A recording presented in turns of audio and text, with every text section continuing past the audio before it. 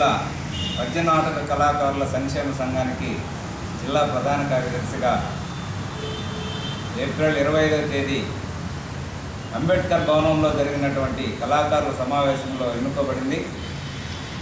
అయితే ఉమ్మడి నెల్లూరు జిల్లాలో పద్యనాటక కళాకారులకు ఒక సంఘం లేదు, ఎవరి పార్టీకి వాళ్ళు ఉన్నారు, ఓన్లీ వాట్సాప్ గ్రూపులే ఉన్నాయి.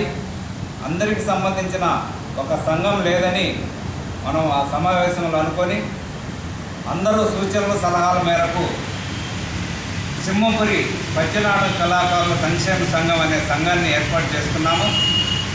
అందుబాటులో ఉన్నటువంటి మిత్రులందరూ కూడా పాల్గొన్నారు.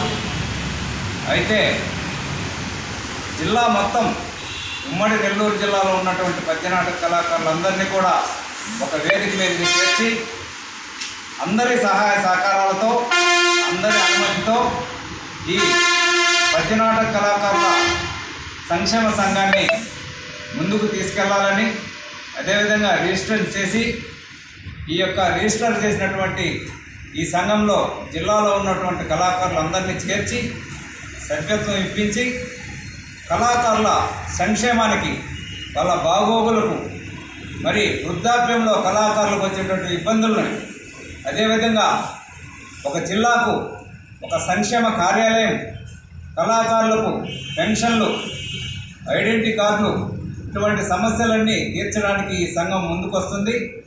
కాబట్టి దయచేసి నెల్లూరు జిల్లాలో ఉన్నటువంటి పద్యనాటక కళాకారులందరూ 5వ తేదీ మే 5 Nellore doctor Vijay Kumar Nellore memorial hospital అక్కడ జరిగేటటువంటి ఈ పద్యనాటక కళాకారుల సంక్షేమ సంఘం సమావేశానికి అందరినీ రావాల్సిందిగా మనవి చేసుకుంటున్నాము. ఈ యొక్క ప్రెస్ మీట్ యొక్క ముఖ్య ఉద్దేశం అదేను. కళాకారులందరినీ కలిపి ఐక్యంగా కళాకారుల సమస్య కోసం పోరాడటానికి, అందరినీ కలుపుకొని పోవడానికి సంఘం ఏర్పడింది.